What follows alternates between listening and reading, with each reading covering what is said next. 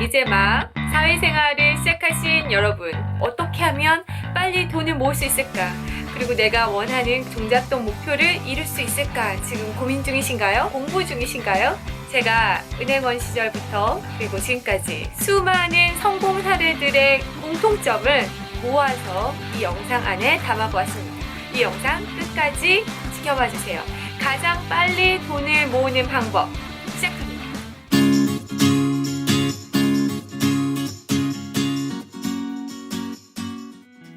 안녕하세요. 수사장 소피아입니다. 네, 오늘은 돈을 가장 빨리 모으는 방법을 알려드리려고 합니다. 특히 이 영상은 사회초년생 분들이 꼭 보셨으면 좋겠습니다. 대상은 이제 막 사회에 나오셔서 월급 통장이 생기신 분들이 보시면 정말 좋을 것 같고요.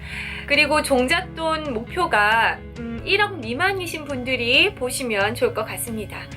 대학을 졸업하고 이제 막 사회에 나오신 분이시라면 학자금 대출이 있을 수도 있을 것 같은데요. 학자금 대출 지금 남아 있으신가요?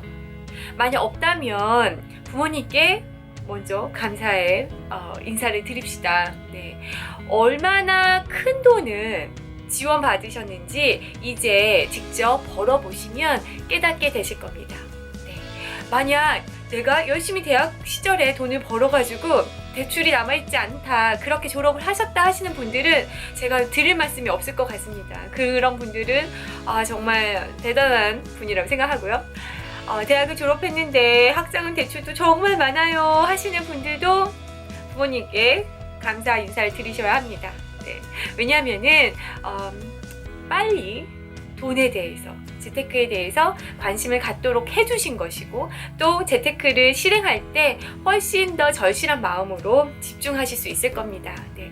돌아보니까 또 이런 부분도 감사한 일이더라고요. 자, 상황은 각각 다르겠지만 우리는 이제 막 사회에 나와서 월급 통장을 받기 시작했고, 이제 재테크를 독립적으로 해야 될 시기인 것은 공통점 같습니다. 자, 그럼 어떻게 돈을 빨리 모을 수 있을까요? 네, 시작해볼까요? 첫 번째, 나의 소비 패턴을 분석하고 반성한다. 네. 제가 이것은 늘 반복되는 부분인 것 같아요. 용돈 기입장을 쓰시라고 하죠. 근데 제가 용돈 기입장은 항상 왜 쓴다고 하죠? 네, 반성을 하기 위해서, 반성하는 날, 그날 하루를 위해서 한 달 동안 쓰는 거라고 제가 말씀을 자주 드렸는데요. 우리가 소비를 지출을 할 때 기록을 해 두는 거죠. 그리고 그거를 꼭 한 달에 한 번은 결산하는 시간을 가져서 반성을 해보는 겁니다. 내가 평소에 이렇게 외식을 이만큼을 하는구나. 내가 이 부분에서 충동구매 부분이 있구나. 이 부분은 줄일 수 있었는데 썼구나. 등등등 이런 반성의 시간이 용돈 기입장의 하이라이트 시간입니다. 자, 먼저 우선 내가 몰랐던 나의 소비 패턴을 숫자와 이렇게 표면으로 확인을 한번 하셔야 됩니다. 이거는 간단하죠? 그리고 흔한 이야기죠? 두 번째, 신용카드를 자르세요. 여기까지도 너무 똑같죠? 계속 들어보세요. 신용카드는 당연히 쓰시면 안 됩니다. 근데 사회초년생들 어떻게, 회사 딱 들어가면 어떻게 돼요? 은행원들이 무조건 신용카드 권유하죠. 필수처럼 바로 그 직장 들어간과 동시에 어떻게 보면 사회인의 상징과도 같은 느낌인 것 같습니다. 이 신용카드를 절대 시작하실 때 만드시면 안 됩니다. 네, 체크카드를 쓰세요. 돈이 눈앞에서 이렇게 보이면서 나가줘야 실감이 나거든요.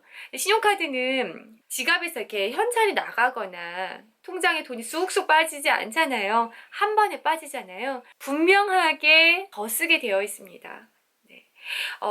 마이너스 통장을 갖고 계셔서 지금 빚의 굴레에 빠져 있거나 매달 월급이 들어온 즉시 통장이 된다고 하죠. 통장, 이렇게 그 신용카드 대금으로 쑥 빠져나가서 통장이 텅텅 비고 이런 게 반복이 되시는 분들은요, 신용카드를 그냥 잘라보세요.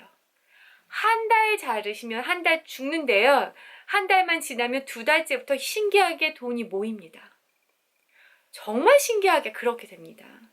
근데 만들고 자르려면 너무너무 어려우니까요. 사회초년생 분들은 무조건 종잣돈을 내 목표를 만들 때까지는 신용카드는 안 쓰겠다. 이렇게 결심을 하시길 바랍니다. 세 번째, 월급이 들어온 날 바로 저금한다. 네. 선저축 후 소비입니다. 월급이 입금이 되는 그 날에 바로 이만큼의 저금을 하는데, 저금의 액수는 어떻게 해야 되냐? 무리해서 저금해야 합니다. 돈을 가장 빨리 모으는 방법이라고 제가 했죠. 예. 편안하게 하면서 하는 방법은 아닙니다. 그리고 스피드를 내는 방법입니다. 월급에서 조금 무리하게 떼서 적금에 쑥 묶어버리세요. 사실 3번을 하기 위해서 그 1번 내 소비 컨트롤을 하고 내 소비 패턴을 조사하는 그 과정이 필요한 것이거든요. 줄이지 못하는 최소한의 경비가 있습니다. 예를 들어서 뭐 월세나 뭐 핸드폰 요금이나, 그죠? 뭐 전기요금, 가스요금, 수도세 이런 비용들, 그리고 뭐 경조사비 한 달에 뭐 한두 번 정도는 있을 수 있잖아요. 네, 좀 어떤 비용이 있을 겁니다. 필수로 내야 하는 그것을 확인하는 작업이에요. 1번이에요. 그 과정을 거치면 이 중에서 최대한 빼보고 남는 그 줄일래야 줄일 수 없는 어떤 부분이 나올 겁니다. 월급 마이너스 요거 해갖고 그럼 딱 이만큼 나올 거 아닙니까? 이거를 적금으로 그냥 바로 묶어보세요. 그리고 보지도 마세요. 이때 그 저금을 하는 종류는요, 펀드, 주식, 뭐 ETF, 뭐 변액보험 이런 거 하지 마세요. 적금하세요. 네. CMA도 반대입니다.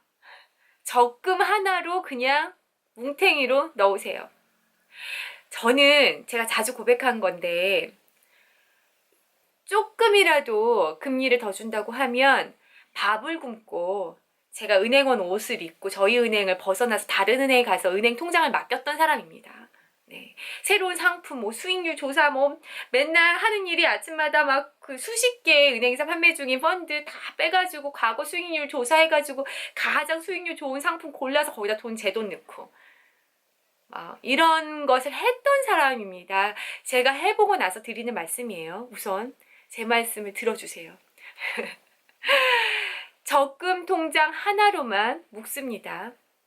지금 여기에서는 퍼센테이지를 높이고 수익률을 높여서 이 돈을 불리는 단계가 아니에요. 지금 이 단계는요, 묶는 단계입니다. 돈을 묶어서 크게 만드는 단계입니다. 물론 가끔씩 이런 사례 들 수 있으세요. 뭐 전 누구는 주식을 해가지고 이 돈이 이만큼 됐습니다. 1,000만 원이 2,000만 원 됐어요. 비트코인 투자했는데 이게 이렇게 됐다, 이렇게 됐어요. 이런 말씀하시는 분들 계실 수 있습니다. 저는 그 똑같은 것을 해서 그것보다 훨씬 더 큰 손해를 입은 사례를 10배는 더 들 수 있어요. 예, 어떤 뜻인지 아시겠죠? 지금은 잃는 행동, 약간의 리스크가 있는 그런 행동을 하실 때가 아니라고 생각해요. 그러면 속도만 계속 더뎌집니다. 조금 더 벌려고 했다가 마이너스, 다시 원 상태가 되고 다시 또 가는데 또 다시 돌아오고, 이런 사례는 제가 정말 수도 없이 보았습니다. 저도 마찬가지고요. 때로는 어떨 때는 수익률이 거의 더블이 된 적도 있었어요. 우와, 금방 부자 될 것 같은 느낌도 저도 다 겪어봤고, 그런데 어때요? 언젠가 되면 또 다시 수익률이 확 꺼질 때가 있더라는 거죠. 그러면 손실이 훨씬 더 커지고 결국에는 복잡해지고. 네. 저는 상품도 굉장히 많이 들었던 사람인데요. 상품도 여러 가지 하지도 마세요. 풍차 돌리기도 하지 마세요. 그냥 뭉탱이 적금을 하나 드시고요. 이왕이면 못 빼는 적금이고요. 추가로는 넣을 수 있는 적금이 좋습니다. 상품은 단순하게 합시다. 그리고 적금이 다 계약 기간이 끝났다. 그러면 어떡할까요? 그때는 그 돈을 또 고스란히 빼서 출금을 해갖고 내가 주머니에 넣는 게 아니라 그 돈 그대로 빼가지고 예금으로 묶습니다. 이때는 은행에 꼭 문의를 해보세요. 무슨 굉장히 좀 좋은 상품 없나요? 특판 금리가 없냐고 물어보세요. 이 돈을 저금했을 때 가장 안전하게 조금이라도 더 금리 더 받을 수 있는 게 무엇일까요? 라고 물어보시면 은행원이 알려주실 겁니다. 네, 이렇게 해서 또 묶습니다. 그리고 다시 적금을 또 다시 월급에서 무리하게 떼가지고 월급 통장에 들어오는 그날 적금을 듭니다. 이걸 반복하셔서 돈을 계속 이 예금으로 더하는 것입니다. 아시겠어요? 네. 자, 네 번째. 남은 돈으로 산다. 남은 돈으로 버틴다. 네. 여기 덧붙여보고 싶은 건 하나 있는데, 그 와중에 또 푼돈을 저금한다. 네. 어쩌면 단순하죠. 뭐 다이어트의 가장 성공 법칙 그거 아닌가요? 적게 먹고 많이 움직인다. 그거랑 너무 똑같은 얘기 같은데, 이게 정답이라고 생각해요. 네. 무리하게 월급에서 탁 적금을 해버리면 지금 남은 돈이 얼마나 가볍겠습니까? 그죠? 이 돈을 봤을 때, 와, 이 돈으로 한 달 남은 기간 내가 잘 살 수 있을까? 이런 마음이 좀 드는 액수여야 된다고 저는 생각합니다. 네. 제가 굉장히 봤었던 독한 고객님, 돈을 열심히 모으신, 현금 부자 고객님 한 분 계셨는데, 그분은 그 와중에 이 돈에서 동전은 또 빼가지고 저금통을 해가지고 몇 달에 한 번씩 동전 저금통을 또 갖고 오셨어요. 제가 그래서 그 마지막에 덧붙인 거거든요. 푼돈도 그 와중에 조금 더 모아본다? 이렇게. 대단하시더라고요. 네. 만약에 현금만 그분을 갖고 다니셨는데 10,000원이 있잖아요. 그럼 지갑에서 10,000원을 썼어요. 그러면 뭐 8,000, 200원이 남았다면 200원은 또 안 쓰신대요. 200원은 저금통에 또 넣는데요. 근데 그 고객에게 제가 여쭤본 적이 있어요. 와, 이 돈으로 생활이 가능해요? 와, 대단하세요. 그러니까 그분이 그러셨어요. 정말 막막하대요. 적금을 팍 떼놓으면 막막해서 이걸 어떻게 사나. 그런데 그렇게 살면 또 사라지더라는 겁니다. 네. 그분이 정말 월급은 정말 적었는데요. 1억의 현금이 있는 분이셨어요. 20대에. 그분을 제가 1년을 넘게 관찰을 해서 말씀을 드리는 겁니다. 그분뿐만 아니라 그 후에 만나는 수많은 그 돈을 많이 모았다는 사람들의 얘기를 잘 들어보면 결국엔 이 이야기고, 나중에는 제 남편을 만났는데 남편이 그 얘기를 하는 거죠. 여보, 재테크 팁 뭐가 있을까?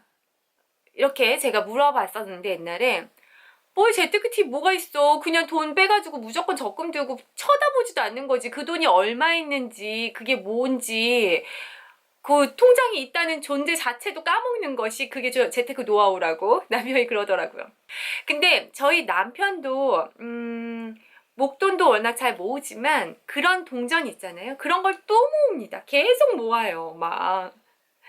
예, 그래서 저희 자녀들한테도 지금 그렇게, 남편이 계속 시켜가지고 지금 그렇게 하고 있어요. 항상 돈이 보이면 저금통에 넣고 이런 식으로.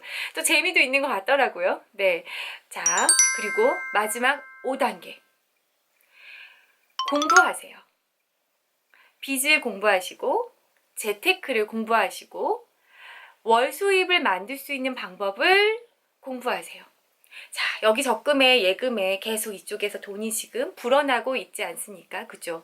어느 정도 모으면 이 목표 자금이 만들어지는 기간이 그럼 대략 예상이 될 거예요. 그죠? 그때가 될 때까지 공부를 하시는 겁니다. 빚을 이용하는 방법, 집을 어떻게 살 수 있는지 공부하시고요. 또는 그 정도까지 돈을 만들기에는 너무 멀 것 같다 하신다면 그 전에 뭐 쉐어하우스나 에어비앤비나 아니면 조그만 소액으로 투자를 해서 월 수익을 낼 수 있는 방법, 이런 것들이 있거든요. 그런 것들을 공부하시는 겁니다. 공부를 하지 않으면 이렇게 힘들게 모은 돈이 잃을 수도 있어요. 항상 제가 말씀드리죠. 믿을 사람이 나밖에 없다. 아무도 믿지 말아라. 네. 안 그렇습니까? 내가 결정을 하고 또 내가 어떤 실수를 하더라도 내가 스스로 선택을 해서 실수를 해야지 배우는 게 생기거든요. 네. 전문가라고 하는 사람들의 의견은 당연히 물어볼 수 있고 참고할 수 있지만 맹신해서는 안 되겠죠? 그죠? 제가 이전에 말씀드린 재테크를 할 때 기억해야 하는 5가지 영상도 꼭 참고해 보시기 바랍니다. 그런 다음에는 이 돈을 이용해서 집을 산다거나 어떤 목표하는 무언가로 투자를 해야 된다고 생각합니다. 그게 사업이든 아니면 어떤 이제 투자든 네, 그거는 네, 각각 생각이 다를 수 있을 것 같아서 거기까지는 제가 자세히 말씀을 드리진 않을게요. 네. 지금 제가 말씀드린 이 5단계가 어쩌면 굉장히 단순하면서도 또 몇 가지는 네, 많은 곳에서 반복이 되는 이야기죠. 그죠? 그리고 그냥 막 떼서 적금만 하라. 다른 상품 하지도 말아라. 뭐 재무설계사도 만나지 않았으면 좋겠거든요. 저는요. 예, 어느 정도 돈이 만들어질 때까지는 만나시지 않으시는 게 저는 좋을 것 같아요. 무식하게 적금하는 것. 네.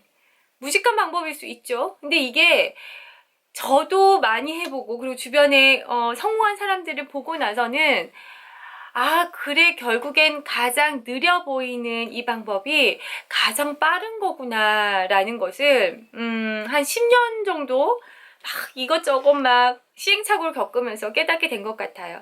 그래서 지금 사회에 나오신 분들이라면 그분이 정말 나의 친한 어떤 동생이거나, 네. 이런 친구라면 저는 꼭 이제 시행착오를 그렇게 막 겪으면서 돈을 막 손해를 보지 말고 요 방식으로 가장 빠르게 종잣돈을 모았으면 하는 마음이 있어서 네, 영상을 한번 찍어 보았습니다. 네. 여러분들이 가진 다른 노하우가 있으신가요?